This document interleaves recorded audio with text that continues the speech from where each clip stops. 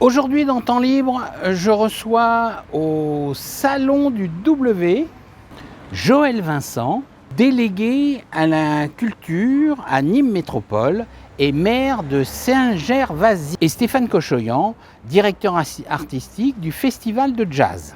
Ils vont nous parler du Nîmes Métropole Jazz Festival. Comme vous pouvez vous en douter, on devrait parler jazz, mais pas que. Bref, une bien belle émission, comme d'hab. Et ce sera après ça.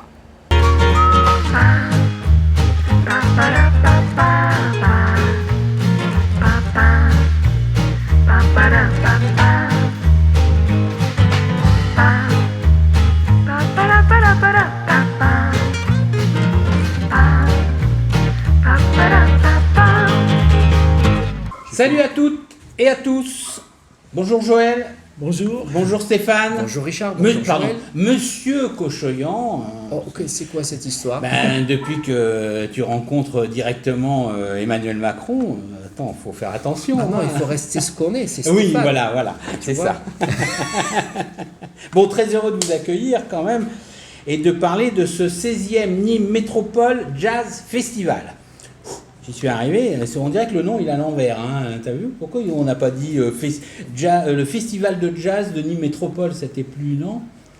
Eh oui, on a inversé. Ouais, bon, c'est comme ça, c'est ça. Alors Joël, c'est toi qui es à l'origine de cet événement, hein? Peut-être pas tout seul, mais... Pas tout seul, non. Non, pas tout seul. Et alors comment est venue cette idée?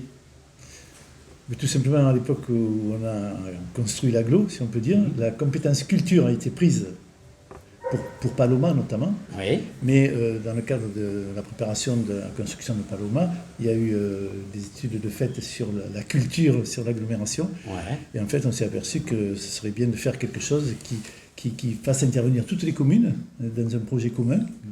Et pourquoi pas un festival? Et pourquoi pas un festival de jazz, puisqu'il y en avait dans certaines communes déjà qui existaient.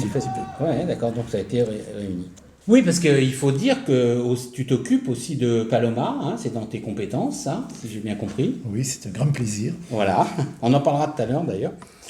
Alors, est-ce que tu peux nous donner quand même les secrets de cette réussite de festival? Parce que là, 16 ans ou 17 ans, je ne sais plus combien, bon bref, c'est une belle réussite. Je n'ose pas le dire, mais non, mais il faut. Très fort. Ouais. Je pense que le type même de concept que nous avons retenu correspondait aux besoins de l'agglomération, donc ça marche très bien. En plus, on a des gens très compétents pour s'occuper du festival. Hein. Je ne peux pas citer on verra. Et le principe, c'est l'itinérance sur les différentes communes de l'agglo. Voilà. Et puis après, il y a tous les amateurs de jazz qui suivent. Et ça, c'est une très bonne chose parce qu'ils nourrissent un petit peu. C'est un public récurrent, enfin, je ne sais pas si je te dire récurrent pour le public, mais enfin, bref, c'est des gens qui reviennent régulièrement à chaque année. Je crois qu'on peut dire ça. Hein. Il y a un public fidèle, il y a un public nouveau parce qu'il y a quand même des concerts qu'il faut voir, qui sont nouveaux. Et puis il y a quand même, j'espère, des gens des villages concernés. Il y a la crise sanitaire, elle a impacté un peu quand même ou pas? Oui, elle a impacté, mais il y a eu du positif aussi, puisque ça nous a permis d'essayer autre chose. Ouais. Et finalement, on retient certaines organisations, comme les jardins, les concerts au jardin de la Fontaine. D'accord. En plein air. Oui, les concerts extérieurs, oui, voilà. D'accord. Donc ça, on ne faisait pas trop de concerts à l'extérieur. Là, on l'a fait. Il n'y a que au jardin de la Fontaine ou dans les villages aussi? Il y a des endroits où pas cette année, il n'y aura pas de concert à l'extérieur, mais l'année passée, par exemple, il y en a eu un à Saint-Côme qui était très intéressant sur la place du village. Ah, ok. Alors, tu nous diras tout à l'heure comment sont choisis aussi les villages participants, ce que le festival apporte à l'agglo, quel autre projet aussi ou événements culturels sont prévus dans l'agglo. Enfin, tu nous diras aussi 2 mots sur le village dont tu es le maire. Stéphane. Richard. Je peux quand même t'appeler Stéphane. Hein. Merci. On continue. Hein. Oui. Tu es ici chez toi, hein, bien sûr, tu sais bien. Hein. Je rappelle que tu es venu l'année dernière et vous retrouverez sur YouTube la vidéo numéro 10 de Temps Libre. Tu es le directeur artistique du festival. Alors dis-nous en quoi ça consiste déjà d'être directeur artistique. Tout le monde ne le sait pas. Alors c'est vraiment une très très belle occupation. D'abord j'ai de la chance de l'être, je dois le dire. T'as J'ai de la été chance d'être choisi avec Joël par, surtout, moi je crois. Oui, d'avoir été choisi par Joël, par Nîmes Métropole, pour faire cela. Et effectivement, donc à quoi ça consiste? Ça consiste à déjà visiter les salles, rencontrer les élus, les maires, faire connaître le village, essayer de voir un peu comment chaque village peut fonctionner, ressentir un peu l'endroit, et puis imaginer quel artiste peut occuper la salle, la scène de ce village, et mettre tout cela en cohérence avec vraiment ce concept d'itinérance de village en village. Voilà. Alors évidemment aussi, quand vous voyez une salle, si elle contient 200 personnes et que 2000 personnes voudraient arriver, vous vous plantez. Mais c'est vrai aussi que si elle en contient 200 et que 20 arrivent, vous vous plantez aussi. Donc il faut arriver à choisir les bons artistes au bon moment. Et aux bons endroits. Voilà, aux bons endroits. Et c'est pas si difficile que ça. Et donc, tu sélectionnes les artistes aussi qui vont participer. Donc.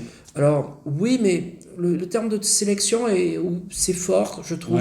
En fait, je suis sans arrêt en contact des artistes. D'accord. Je les écoute tout le temps. Je vais beaucoup dans les concerts. Je dirais que 4 fois par semaine, je suis en concert. C'est dur comme métier, c'est vrai. Ah oui, c'est dur. Que ça soit les artistes, que ça soit les agents. Les agents sont aussi importants dans le dispositif. C'est eux qui vous ramènent les artistes aussi, et qui ont un travail aussi de révélation, quoi. Ils révèlent aussi des artistes, les agents. Okay. Donc voilà, on a ce lien avec tout le circuit, je dirais. Alors tu nous parleras de jazz tout à l'heure, de la programmation, des artistes qu'il y aura cette année. Et vous aurez même droit à des extraits de clips vidéo.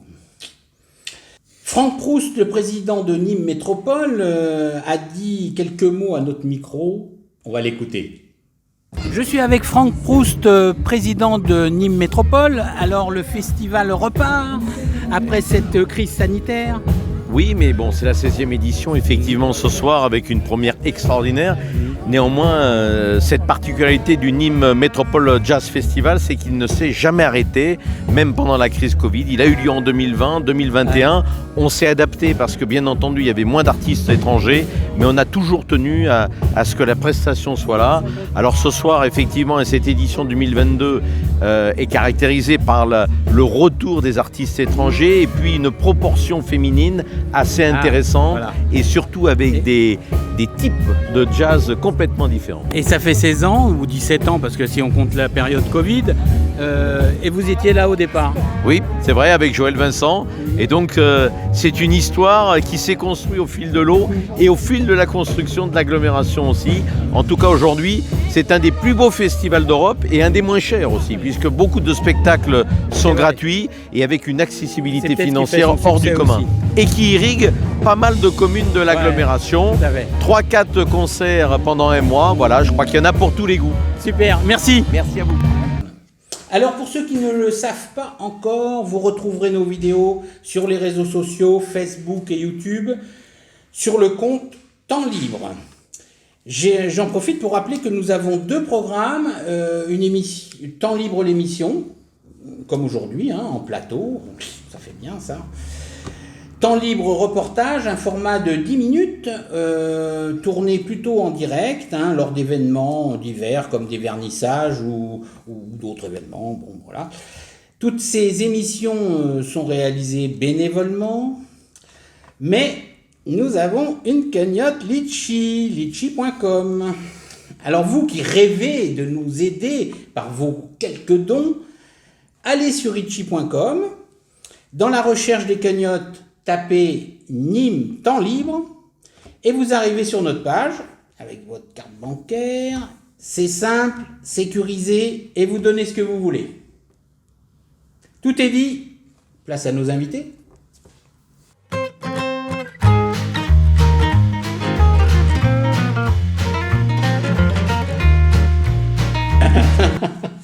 Joël Vincent, 2 mots sur Saint-Gervasy, dont tu es le maire, hein, je le rappelle. Alors, comment appelle-t-on les habitants, justement quel est le gentilé, ça y est, je l'ai placé, le mot, des habitants de Saint-Gervasy? Il n'y a pas de mot clairement attribué. Ah d'accord, bon. Alors, qu'est-ce que t'attends? C'est une question que je me suis souvent posée, mais tu peux comprendre que ça peut être polémique un petit peu. Oui. Alors, il y a ceux qui disent les Saint-Gervasiens, d'autres Oui. les Saint-Gervasois, Ouais. et puis il y avait aussi les Gervasois tout court. D'accord. Et je tu pourrais faire comment on appelle ça, un référendum, non? Oui, peut-être bien, on pourrait faire Ça beaucoup de serait, choses, mais en fait, on n'a pas fait. Voilà. Mais on le fera peut-être. Ben voilà, hein, je te lance le... Alors, tu es maire depuis combien de temps tu es maire, toi? Depuis plus de 30 ans. Oh là là. Et ils t'aiment, hein? Ah oui, mais je leur le rends bien. Oui, tout à fait.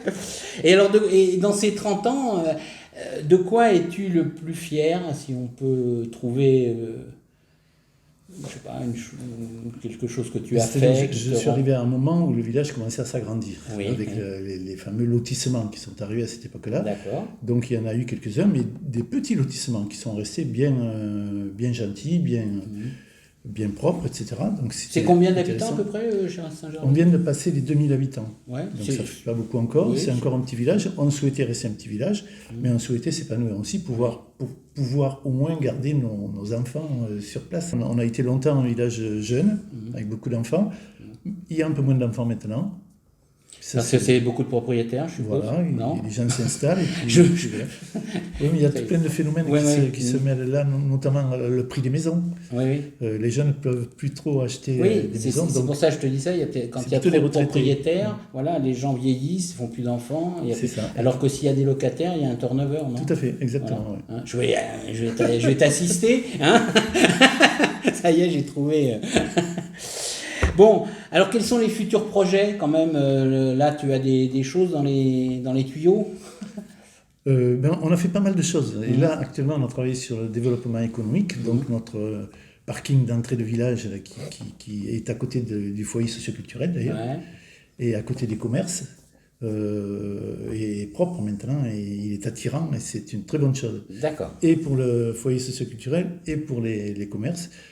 Donc maintenant, on a fait, je crois, à peu près tout ce qu'il fallait pour un village de 2000 habitants, mais on va continuer à disons, embellir un petit peu le village. Une dernière question quand même sur Saint-Gervasy. L'agglo, elle apporte des choses. Enfin, c'est bien qu'il y ait une agglomération comme ça un peu active et tout ça. Ça aide les villages autour? C'est une question piège, j'aurais pas dû la poser. Non, c'est pas piège, mais je ne suis pas sûr que ça apporte grand-chose, sinon les aides financières. D'accord. Les aides financières, oui, c'est important parce qu'on a ce qu'on Parce que appelle c'est au travers de la concours. métropole que Oui, ça oui. arrive. C'est-à-dire la métropole, du fait qu'elle existe, elle reçoit des crédits supplémentaires de l'État. D'accord. Enfin, je pense que c'est toujours le cas. Et elle reventile un petit peu par le biais des fonds de concours. D'accord. Mais après, elle prend les grands services aussi. L'eau, l'assainissement, toutes ces choses-là sont gérées par la Glo maintenant. Peut-être aussi, non? Les transports en commun, bien sûr, qui sont importants. Un petit peu moins pour nous, parce que nous, on n'est pas très isolés, puisqu'on est sur la route nationale 86. Donc, on n'était pas très isolés, mais c'est très important. Et c'est l'un des investissements les plus importants pour l'aglo, le transport en commun. Bah oui. La mobilité, comme on dit. Allez, on va revenir au festival quand même, parce que même on pourrait en parler des heures. Hein, je te sens bien que tu l'aimes, ton Saint-Gervasy. Stéphane, l'année dernière, je t'avais dit que tu reviendrais pour nous parler de l'origine du jazz. Eh ben voilà, ça va être à toi. Alors, je sais que tu peux faire 4 heures, mais bon, on les a pas les 4 heures. Donc, si tu peux nous faire un petit condensé. L'origine du jazz, Oui. eh bien, c'est un mélange entre la culture africaine et la culture occidentale. D'accord. Les Noirs africains sont arrivés contre leur volonté, bien sûr, aux États-Unis. Ils ne savaient pas parler la langue. Ils étaient traités comme des moins que rien, puisque c'était des esclaves. Et par contre, c'était des hommes aussi. Et oui. Oui. Et donc, ils avaient des oreilles, Et des des femmes. yeux. Oui, des hommes et des femmes, oui. Et donc, ils ont entendu de la musique. Et eux, ils avaient leur musique aussi. Et ils ont fait leur synthèse entre la gamme occidentale et puis les gammes pentatoniques africaines. Et puis ils ont inventé un instrument, c'est la batterie. Donc, D'accord, c'est à ce moment-là que la batterie est née. ah ben, tout à fait. Ils entendaient les fanfares. Donc dans la fanfare, il y avait la caisse claire d'une part, il y avait les cymbales avec quelqu'un qui tapait sur les deux cymbales. Ah oui, il y avait et eux, ils ont grosse rassemblé caisse. tout ça, en fin de compte, dans un instrument. Un jour, quelqu'un est arrivé à tout poser par terre et les Génial. musiciens de jazz ont Ouais. inventé toute la technique. Que serait la musique aujourd'hui sans la batterie? Que seraient les Rolling Stones? Que seraient et regardez, les grands batteurs de rock sont de très bons batteurs de jazz. Regardez Manu Katché, c'est complet chez nous, mais Manu Katché, c'est un très très grand batteur de rock, de pop, puisqu'il joue avec Peter Gabriel, il joue avec Sting aussi, et puis il a son groupe de jazz. Charlie White, le batteur des Rolling Stones aussi, un excellent batteur de jazz. Bref, le swing, c'est vraiment Ouais, c'est ça. la base. Et derrière, il y a eu un message, bien sûr, il véhiculait un message aussi, donc le jazz. Enfin, Oui. Même le début, mais peut-être encore maintenant. Mais le jazz porte des messages très très forts, il porte des messages qui sont inscrits sur toutes les portes des mairies de France. Liberté, égalité, fraternité, liberté. Ouais. Liberté. La liberté que nous a amené les Américains à la libération avec leur musique, mais la liberté aussi d'improviser, la liberté de l'esprit, la liberté d'également d'innover. Le jazz, souvent, on nous dit c'est pas du jazz parce qu'il est jamais pareil. Donc, Oui, voilà. Le jazz, est-ce que c'est une musique qui est toujours improvisée ou enfin majoritairement improvisée? oui. C'est la seule qui est un peu comme ça en fait. Oui et non, elle s'est transmise par voie orale au début. Oui. Mais quand on dit improviser, c'est-à-dire qu'à un moment donné, vous avez une chanson, n'importe quelle chanson, au clair de la lune même, si vous voulez. Et donc elle est écrite, cette chanson, elle existe, on peut l'écrire en tout cas. Donc il faut la chanter à un moment donné. Et après, à partir de cette chanson, on brode sur la mélodie, on improvise et on dit autre chose. Et petit à petit, on peut dire autre chose qu'au clair de la lune, parce qu'aussi on peut improviser sur les paroles. Et puis après, hop, on rentre à la maison en rechantant la mélodie du début. Donc, c'est un peu comme ça que ça s'est passé au début. Alors en du clair, jazz. tu nous dis que le jazz est à l'origine de toutes les musiques, au moins, enfin de toutes les musiques, chansons au moins contemporaines, quoi. Oui, dans tous les orchestres où il y a un batteur, oui, je pense que tout ça est relié au jazz, sinon ils n'auraient pas mis la batterie. Après la minute de pub, on parlera des artistes de cette année, des stars aussi, parce qu'il y en a. Vous verrez des extraits de clips. On parlera de ce qu'apporte le festival à l'Aglo aussi, de comment sont sélectionnés les villages. Tu nous diras ça. Et on parlera des projets culturels de l'Aglo à venir. Allez, à de suite.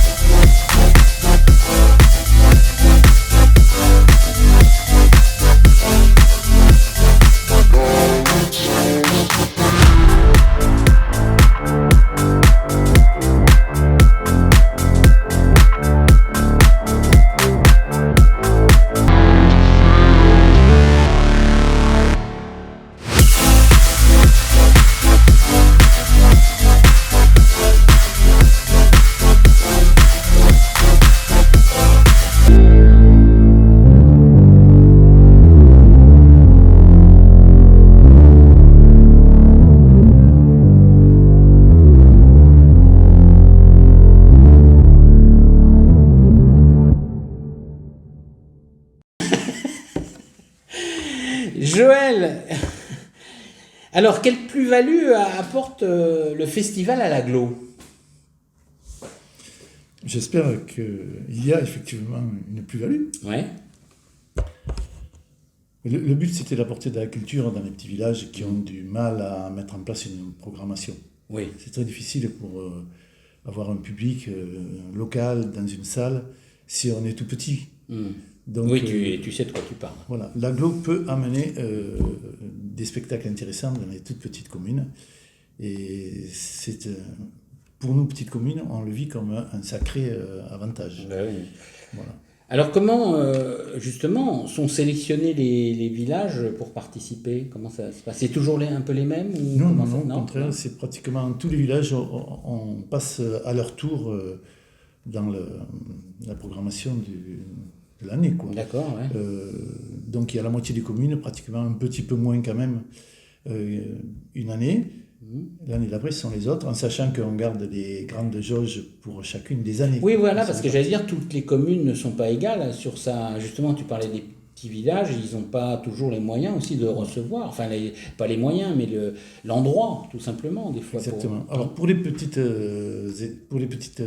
villages, pour les petites communes, on va surtout vers les enfants aussi. Ah oui, c'est important. Quand ils n'ont pas un concert dans une église ou dans un temple ou dans une petite salle, on invite soit les enfants à venir à Paloma, on leur envoie des bus pour qu'ils viennent à Paloma pour un spectacle particulier pour les enfants, soit on va dans les écoles, on appelle ça le jazz à la récré. Ah, c'est sympa, ça marche très très bien. Mais les parents ont le droit de venir aussi ou c'est que réservé pour les enfants? C'est réservé aux enfants, mais D'accord. il peut y avoir quelques parents. Oui, voilà, quelques pistonnés. Alors, tu participes à la programmation? Comment ça se passe, vos rôles, là, justement, sur le festival? On ne participe pas vraiment, effectivement, mais tu valides. On valide. Voilà. Et quelquefois, Stéphane nous fait faire des choix, par exemple. Donc, voilà, parce que ça ne peut pas être fait par 36 personnes à la fois, je ne pense pas. Ouais. Là, comme il le disait bien, il sait bien trouver l'artiste qui va bien dans une salle, dans une commune, etc. De toute façon, à ne pas faire des frustrés, mais à ne pas non plus être obligé de refuser. Et alors, votre numéro de duettiste, c'est depuis combien de temps? Alors, tu es depuis combien de temps à l'agglo? Toi, depuis le début, et toi? C'est la 16e édition. C'est la 16e édition. Ouais. Ah, tu étais là à la première aussi? Oui. Ah, d'accord, ok. Bah oui, alors maintenant, il y a une sorte de routine qui s'est installée, non? Tout à fait. Puis on se fait confiance surtout. Je ne trouve pas qu'il y a la routine en fait. Ouais. Non, mais de routine je voulais pas dire de routine dans le travail, mais de routine de, comment on peut dire, de... Oui, c'est les mêmes personnes. Travailler ensemble, quoi, c'est ça que je veux dire.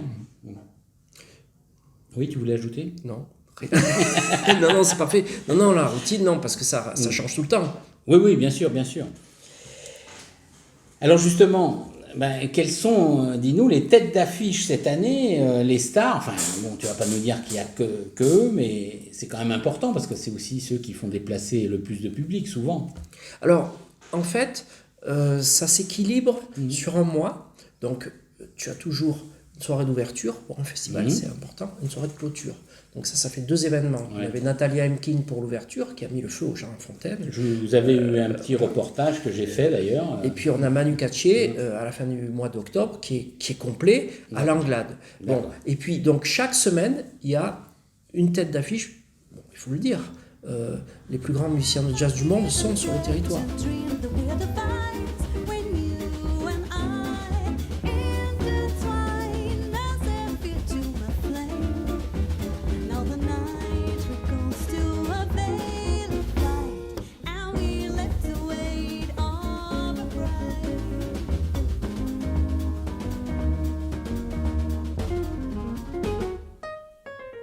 C'est factuel, c'est pas moi qui l'invente, c'est eux qui sont les plus grands musiciens. Alors qui on va avoir en plus de ces deux artistes? On a bientôt Monty vous Alexander. Vous allez voir des extraits en même temps, on va passer des extraits des gens. Cette semaine, c'est Monty Alexander, la grande star. Voilà, c'est quelqu'un.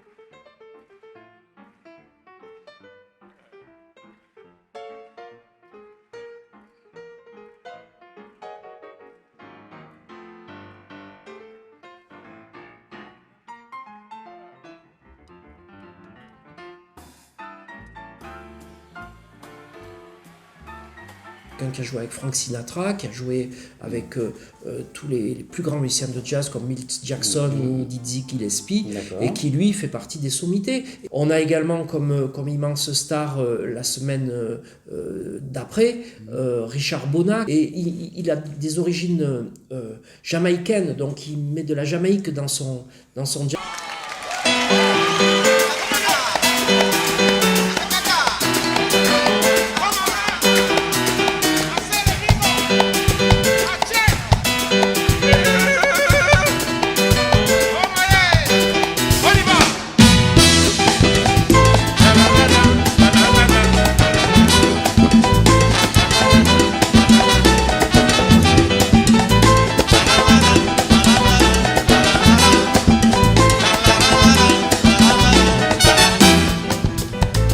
Monasi mirango alondo recibemwa Inoya como agotaki señora Merveilleusement, qui joue de la basse et qui joue avec Harry Belafonte, lui, vous imaginez quoi. Éric Firou, dans le reportage, il nous a dit fallait aller le voir.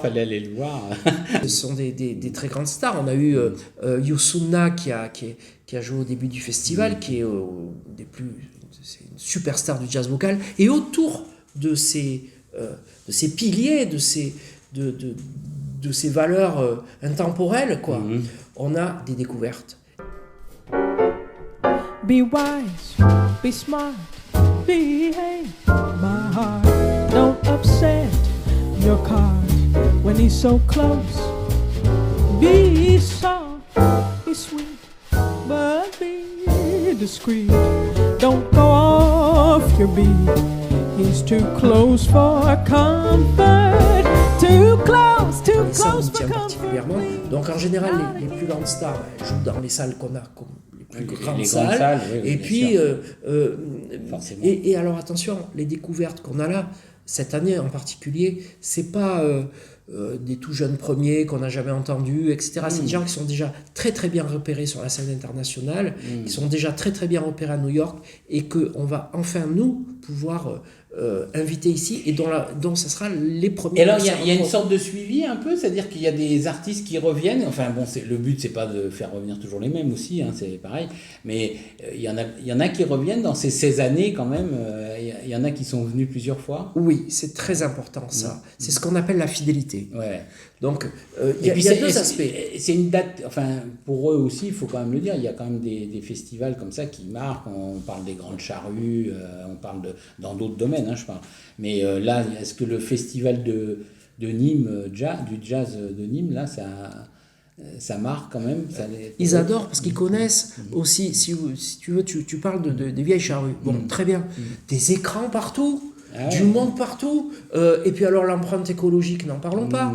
Là, on est vraiment sur un truc de proximité, et là, les musiciens, non seulement tu peux les voir dans les yeux, mais eux te voient dans les yeux. Ils participent avec la joie. Et donc, pourquoi des fidèles ? La fidélité, c'est très important dans ce métier. Donc déjà, ils s'adaptent aux salles. Les salles qu'on a sont pas, c'est pas l'Olympia. Bien sûr. Donc ils s'adaptent aux salles, donc ils ont l'habitude aussi avec nous, et à chaque fois ils nous proposent des répertoires différents. Il y a un peu une tendance comme ça où les artistes, hein, d'ailleurs chanteurs ou autres, hein, qui aiment justement dans le théâtre. J'ai reçu l'autre jour quelqu'un qui est dans le théâtre, et c'est pareil, ils aiment aussi les petites salles, les salles un peu intimistes, où ils sont proches, ils veulent, je veux dire, les Bercy et tout ça, c'est bien, mais c'est pas l'alpha l'oméga, quoi. Hein. Ils aiment bien aussi être en contact avec leur public. Hein. En fait, tout simplement. C'est plus chaleureux. Il y a des gens qu'on aime beaucoup et qu'on aime revoir de temps en temps, souvent. Et puis il y en a d'autres qu'on aime aussi, qu'on n'a jamais vus. Et avec qui on a envie de faire connaissance et de présenter au public. Donc, grosso modo, tout ça, c'est dosé dans la programmation. D'accord. Alors, on ne va pas donner toutes les dates, bien sûr, hein, là, ça serait déjà d'abord trop long, mais on peut aller sur le site, donc tu nous dis, il y a un site où on peut réserver, avoir les dates, etc. nmjf.fr, Nîmes Métropole Jazz Festival, nmjf.fr. D'accord. Et vous allez là et vous avez tous les renseignements. Joël, un mot sur les projets culturels de l'Agglo, alors, quand même. Qu'est-ce qui est prévu bientôt, on va dire, parce que tu vas pas nous faire l'année. Il y a une autre manifestation qui Oui. marche bien, ce sont les vendredis de l'agglo. Ah d'accord, oui. C'est-à-dire Et tous les vendredis, à partir de maintenant jusqu'en juin, Mhm.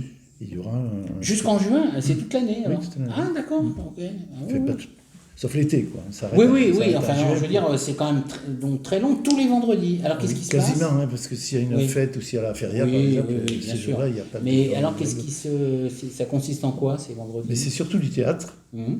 mais il peut y avoir aussi, à l'occasion, d'autres choses, comme des concerts, par exemple, ou autre. D'accord, ah oui, oui, Mais c'est surtout des c'est des petites pièces de- spectacles en général. Oui, quoi. oui, ce sont Voilà. des spectacles. D'accord. Et pareil, c'est dans toutes les communes. Donc, l'une après l'autre, elles reçoivent un concert, si, bien sûr, une manifestation, si elles le souhaitent. Bien sûr, si elles le souhaitent et si elles n'en ont pas une aussi qui l'empêche.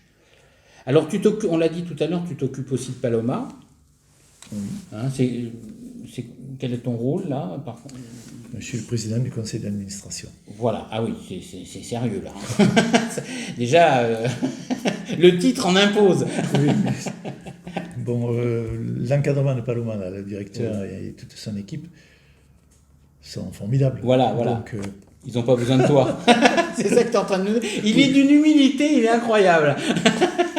pratiquement, ils n'ont pas pratiquement besoin de personne. Voilà. Et là, c'est pareil, c'est nous qui validons et qui représentons Nîmes Métropole. C'est très intéressant. Puis il y a beaucoup de représentants quand même Ah oui, à ce conseil d'administration. d'accord. Il y a la région qui est représentée, il y a le département qui est représenté. Ah oui. Donc ça finit par faire du monde. Et l'État aussi, l'ADRA, qui est représenté. Et tout le monde met un petit peu de sous dans le panier. Oui, Voilà, bon, bah c'est bien. oui, tout le monde. Oui. La région donne, le département aussi, l'ADRAC aussi, bien sûr, puisque c'est une SMAC. Une SMAC, c'est labellisé, donc c'est national. Donc toutes les SMAC reçoivent une subvention importante. Voilà. Ok. Merci les amis. On ne manquera pas d'aller voir, vous allez sur le site pour vous renseigner où vous voulez aller voir les spectacles. Vite, parce qu'il y en a beaucoup qui sont déjà complets. Merci Joël, merci Stéphane.